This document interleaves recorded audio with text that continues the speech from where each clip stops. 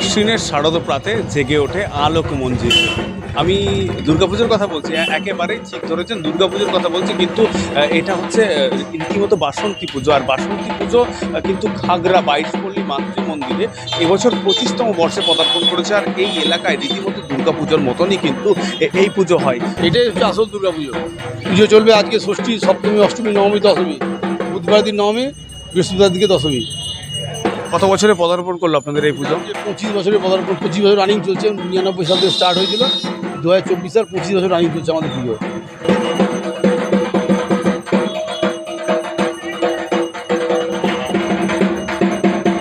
25 বছর ধরে এখানকার মানুষ কিন্তু দুর্গাপুজোর মতনই এই উৎসবকে পালন করে আসে। বাসন্তী পুজোর রীতিমতো 5 দিন ধরে পুজো হয়। আজ শুভ উদ্বোধন এবং পরপর দুর্গাপুজোর মতন সপ্তমী, অষ্টমী, নবমী এবং দশমী উদযাপন করা হবে। এই এলাকার মানুষজন কিন্তু দুর্গাপুজোর পাশাপাশি এই বাসন্তী পুজোতেও উন্মাদনার আনন্দে মেতে ওঠে। 8 থেকে 80 একেবারে আনন্দের জোয়ারে মেতে ওঠে।